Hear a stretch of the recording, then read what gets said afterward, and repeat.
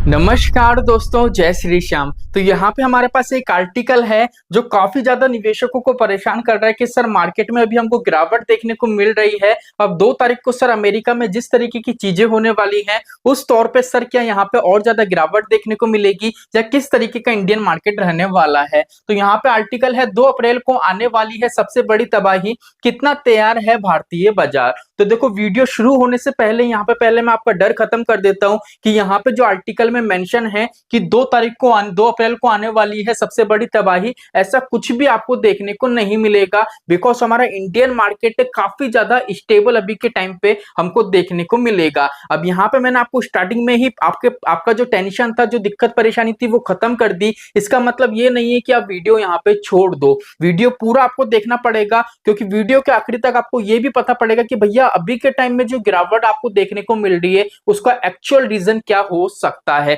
तो चलिए शुरू करते हैं। अब देखो पहली चीज तो अगर यहाँ पे हम बात करें तो अमेरिका में अगर कुछ भी होता है ना तो इंडियन मार्केट्स में काफी ज्यादा उसका इफेक्ट हमको देखने को मिलता है। अब क्यों देखने को मिलता है? बिकॉज यहाँ पे अगर हम बात करें अमेरिका भारत का दूसरा सबसे बड़ा ट्रेडिंग पार्टनर है। मतलब जो अगर ट्रेडिंग के बिहाफ पे अगर हम मार्केट का एनालिसिस करें तो अमेरिका है ना सेकंड नंबर पे आता है भारत को लेके। ठीक है, तो यहाँ पे ये चीज तो क्लियर हो गई। अब 2 तारीख को क्या होने वाला है, अमेरिका के राष्ट्रपति डोनाल्ड ट्रंप 2 अप्रैल को बड़ा धमाका करने वाले हैं। इसमें दुनिया भर के बाजारों में तबाही आ सकती है। जैसा दुनिया भर के मार्केट का मतलब क्या हो गया, जो ग्लोबल मार्केट है वहां पे भी आपको काफी ज्यादा इफेक्ट देखने को मिलेगा। इंडियन मार्केट भी इसमें शामिल रहेगा, लेकिन इतनी गिरावट यहाँ पे नहीं देखने को मिलेगी। उसका रीजन वीडियो के आगे मैं आपको बताऊंगा।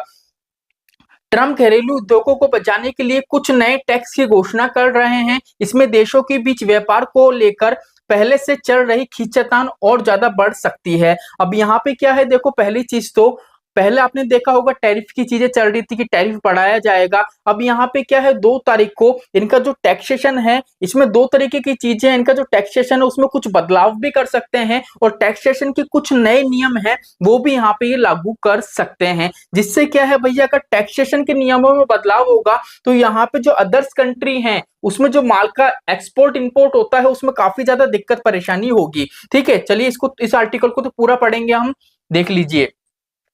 ट्रंप के राष्ट्रपति बनने के बाद यह है सबसे बड़ा बदलाव हो सकता है। इसका असर भारत में भी पड़ने की आकांक्षा है।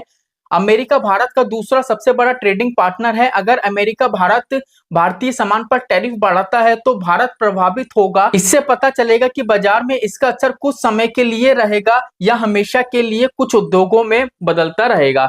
देखो पहली चीज तो यहाँ पे मैं आपको एक चीज बताऊं कि यहाँ पे अगर इस तरीके की चीजें होती है, टैक्सेशन के नए नियम आते हैं तो भारतीय बाजार में गिरावट तो आपको देखने को मिलेगी, लेकिन इस तरीके की गिरावट नहीं होगी कि यहाँ पे कोई बड़ी तबाही आपको देखने को मिले।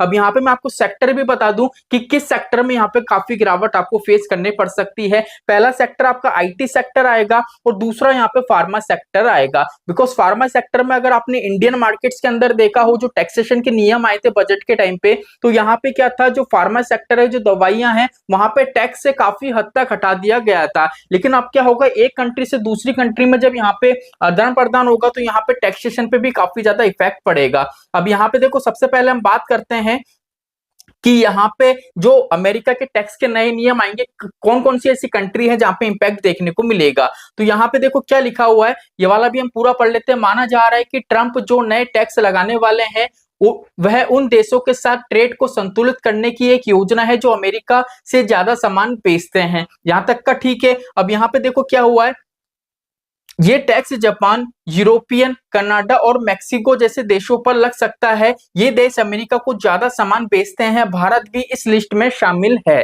ठीक है, चलिए अब यहाँ पे बात करते हैं कि सर इंडियन मार्केट में इतनी गिरावट हमको क्यों देखने को नहीं मिलेगी। तो देखो यहाँ पे सबसे पहले अगर हम बात करें तो देखो ये हमारे पास सबसे इंपॉर्टेंट आर्टिकल है इस पूरे आर्टिकल का। अब यहाँ पे क्या लिखा हुआ है, हालांकि कई अर्थशास्त्रियों का कहना है कि भारत पर इसका ज्यादा असर नहीं होगा। अब क्यों असर नहीं होगा? बिकॉज यहाँ पे देखो क्या लिखा हुआ है, यहाँ पे लिखा हुआ है एसबीआई रिसर्च के अनुसार अमेरिका के टैक्स से भारत के निर्यात में सिर्फ 3 या 3.5% की कमी आ सकती है। तो यहाँ पे ज्यादा कमी हमको देखने को नहीं मिलेगी, टैक्स को लेके 3% से 3.5% की कमी देखने को मिलेगी। अब इतनी कमी के हिसाब से क्यों यहाँ पे एनालिसिस करा गया है, बिकॉज यहाँ पे लिखा है कि भारत का अमेरिका को निर्यात उसके जीडीपी का सिर्फ 2.3% है। तो देखो जीडीपी काफी ज्यादा इंपॉर्टेंट होती है इन चीजों पे। यहाँ पे 3.5% का जो कैलकुलेशन करा गया है वो जीडीपी के अकॉर्डिंग क्या किया गया है, जीडीपी सिर्फ कितनी 2.3 है। इस अकॉर्डिंग अगर यहाँ पे देखा जाए तो इंडियन मार्केट में आपको जो गिरावट देखने को मिलेगी, जो टैक्स को लेके आपको इंपैक्ट देखने को मिलेगा, वो इतना इंपैक्ट देखने को नहीं मिलेगा। बिकॉज क्यों, देख लीजिए अब यहाँ पे लिखा हुआ इसलिए टैक्स का सीधा असर कम होगा।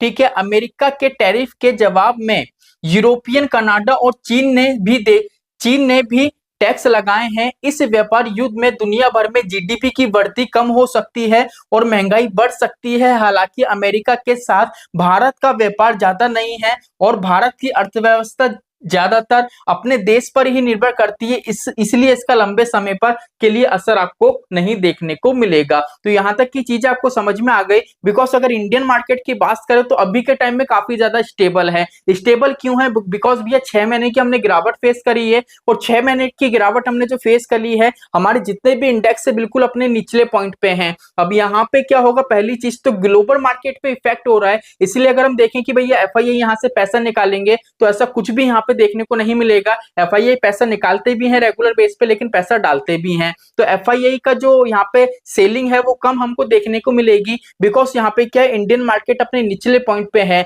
अभी इस कंडीशन में अगर इंडियन मार्केट अपने ऊपरले वाले पॉइंट पे होता तो यहाँ पे भारी बिकवाली देखने को मिलती और यहाँ पे वापस से हमको लंबी गिरावट फेस करने को मिल सकती थी। तो ऐसा यहाँ पे कुछ भी नहीं होने वाला है। लेकिन आईटी सेक्टर में यहाँ पे क्या होगा, मैंने जैसा कि आपको बताया आईटी सेक्टर, फार्मा सेक्टर, यहाँ पे आपको गिरावट फेस करने को मिल सकती है। लेकिन अगर आपके पोर्टफोलियो में large cap, mid cap, small cap, flexi cap, multi cap fund है तो कोई आपको दिक्कत परेशानी नहीं आनी है। लेकिन यहाँ पे मार्केट में गिरावट तो दिखेगी, शॉर्ट टर्म की दिखेगी, लेकिन गिरावट आपको देखने को मिलेगी। तो आई होप आज का वीडियो आपको अच्छा लगा हो। वीडियो अच्छा लगा हो तो वीडियो को लाइक करना, चैनल को सब्सक्राइब करना। जय श्री श्याम दोस्तों, जय श्री राधे।